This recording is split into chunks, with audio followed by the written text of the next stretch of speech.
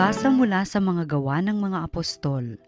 Noong mga araw na iyon, nang dumating si Pablo sa Antioquia ng Pisidia, siya ay pumasok sa sinagoga at sinabi, "Mga kapatid kong mula sa lahi ni Abraham at mga taong may takot sa Diyos, tayo ay pinadalhan ng balitang ito tungkol sa kaligtasan. Hindi kinilala ng mga naninirahan sa Jerusalem at ng kanilang mga pinuno na si Kristo ang tagapagligtas. Hindi rin nila inunawa ang mga hula ng mga propeta na binabasa tuwing araw ng pamamahinga. Ngunit sila na rin ang nagsakatuparan ng hulang iyon nang hatulan nila ng kamatayan si Jesus. Bagamat wala silang sapat na katibayan para siya'y hatulan ng kamatayan, hiniling pa rin nila kay Pilato na siya'y ipapatay. At nang matupad na nila ang lahat ng nasusulat tungkol sa kanya, ibinaba nila ito sa krus at inilibing. Subalit siya'y muling binuhay ng Diyos at sa loob ng maraming araw ay napakita sa mga sumama sa kanya nang siya'y pumunta sa Jerusalem mula sa Galilea.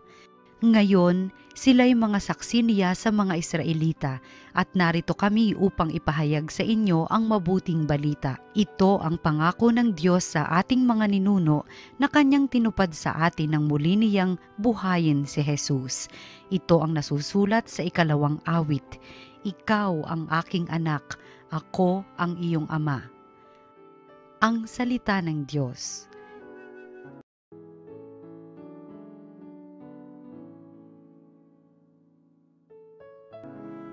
Anak ng Diyos kailanman sa simula pa sumilang. Tungkol sa akin ay sinabi ng Poong Diyos, sa bundok kong mahal, sa tuktok ng Siyon, aking iniluklok ang haring marangal. Ganito ang sabi ng lingkod ng Poon na hari sa Siyon, aking ihahayag ang ipinag-utos nitong Panginoon. Ikaw ang anak kong pinakamamahal, at magmula ngayon, ako namang ito ang giliw mong ama sa habang panahon. Anak ng Diyos kailanman sa simula pa sumilang. Hingin mo sa akin ang lahat ng bansa at ibibigay ko, anumang narito sa buong daigdig ay magiging iyo. Pamamahalaan mo ng kamay na bakal ang lahat ng ito, tulad ng palayok, durugin mo sila sa mga kamay mo. Anak ng Diyos kailanman sa simula pa sumilang. Kayong mga hari at tagapamuno sa lahat ng bansa, mag-ingat kayo at magpakabuti sa pamamahala. Ang Panginoong Diyos inyong paglingkod at katakutang lubha. Anak ng Diyos kailanman sa simula pa sumilang. Ang mabuting balita ng Panginoon ayon kay San Juan. Noong panahong iyon, sinabi ni Jesus sa kanyang mga alagad, "Huwag kayong mabalisa, manalig kayo sa Diyos at manalig din kayo sa akin. Sa bahay ng aking ama ay maraming silid. Kung hindi gayon, sinabi ko na sana sa inyo at paroroon ako upang ipaghanda ko kayo ng matitirhan. Kapag naroroon na ako at naipaghanda na kayo ng matitirhan, babalik ako at isasama kayo sa kinaroroonan ko.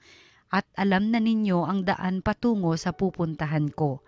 Sinabi sa kanya ni Tomas, "Panginoon, hindi po namin alam kung saan kayo pupunta.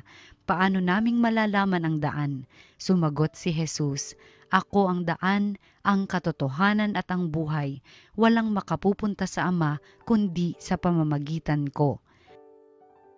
Ang mabuting balita ng Panginoon. Pinupuri ka namin, Panginoon.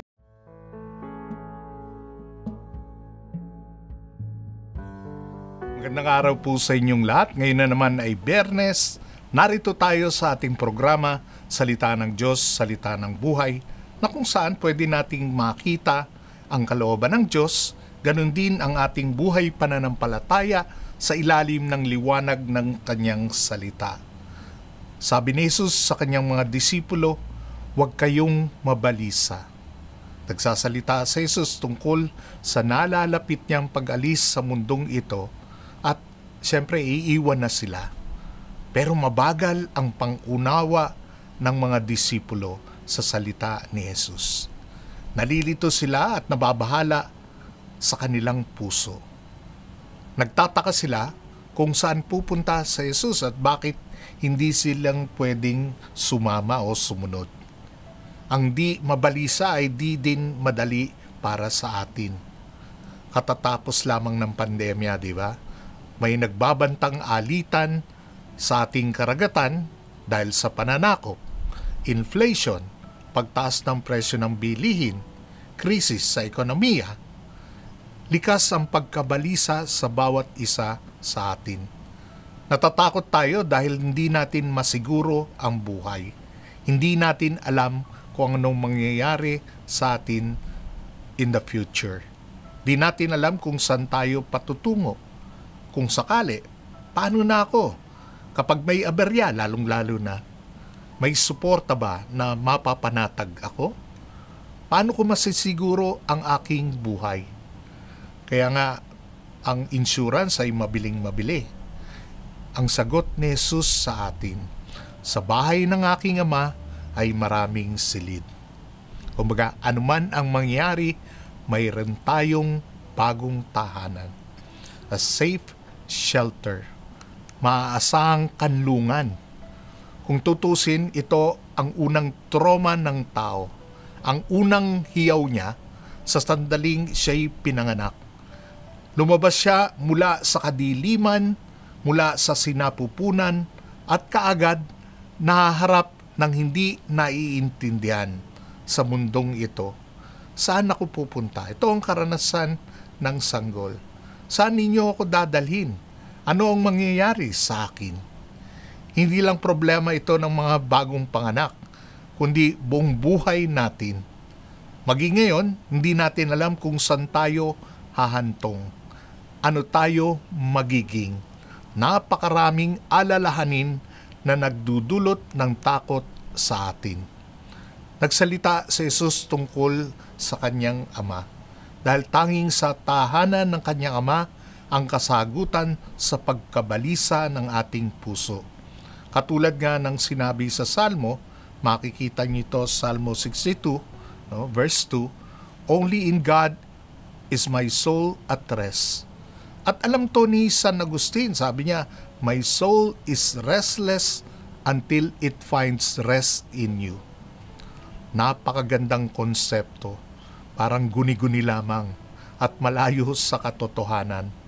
Pero mahalaga na maintindihan natin na ang tahanan na sinasabi ni Jesus ay di lamang sa darating na panahon o sa langit, o ito'y mithiin lamang. Bagamat okay din yun, may dinagdag si Jesus. Sabi niya, "Kapag naroon na ako at naipaghanda ko kayo ng matitiran, babalik ako at isasama kayo sa kinaroroonan ko." Para na din tayong nakarating sa tunay nating tahanan, bagamat papunta pa lamang, dahil babalik si Jesus upang sabayan tayo. Sabayan tayo ginagawa ang kalooban ng Ama habang nandito tayo, naglalakbay tayo dito sa lupa. At hindi ito paglalakbay na gagawin lang natin ng sarilinan. Isang gagawin na wala tayong kakayanan dahil sa ating limitasyon. Sasamahan tayo ni Jesus. Siya yung, kumbaga, driver. Sabi niya, "Babalik ako at isasama ko kayo sa paroroonan ko." Hayaan natin ang ating sarili araw-araw na isama ni Jesus, dalhin ni Jesus patungo sa kanyang Ama, sa kanyang tahanan. Huwag na tayong magtaka sa pamamaraan ng Diyos dahil ginagamit ng Diyos madalas ang salungat sa gusto nating pamamaraan. Yung nagdaang pandemya, mga krisis sa buhay, pagdurusa, kamatayan, yung mga bagay na iniiwasan natin, pwedeng pamamaraan to ng Diyos na sa halip na iwasan natin, ay hayaan natin ng kalooban niya ang mangyari. Si Tomas na hindi mapakali o makapagpigil ay nagtanong. Sabi niya, "Panginoon, hindi po namin alam kung saan kayo pupunta. Paano namin malalaman ang daan?" Si Jesus ay may kakaibang paraan ng pagpapaliwanag. Hindi siya nagbibigay ng mapa o pinakamadaling daan. Ang daan ay katulad ng kanyang dinaanan lamang. Daan ng kalooban ng kanyang Ama. Daan ng krus. kahit ano ang mangyari, kaisan niya ang kanyang ama sa daan na ito. Alam ni Jesus ang daan dahil kaisa niya ang kanyang ama. At malalaman din natin ang daan dahil kaisa natin si Jesus. Ganun lang kasimple. Hindi natin kailangan ng mapa o memorize anumang mga kalye, numero, saan liliko o hihinto. Ang tanging rule ay manatili kay Jesus. Anuman ang mangyari, garantisadong makararating tayo sa ating destinasyon. Maraming salamat po at ngayon tayo'y mananalangin. Sa ngalan ng Ama, ng Anak at ng Espiritu Santo. Ama, turuan mo kaming magtiwala sa iyong pamamaraan na sa pamagitan ng iyong anak na naghanda ng tahanan para sa amin sa langit ay makarating kami ng mapayapa. Sa aming pagkaligalig dahil sa alalahanin tungkol sa mga pananalapi, kabuhayan, at mga iba pang mga material na bagay, ay makatagpo kami ng kanlungan sa mapagpalang pangangalaga ng iyong anak. Nawa ang aming mga mata ay laging nakatuon pabalik sa inaasam naming kanlungan sa piling mo magpas sa walang hanggan. Sa ngalan ng Ama, ng Anak, at ng Espiritu Santo.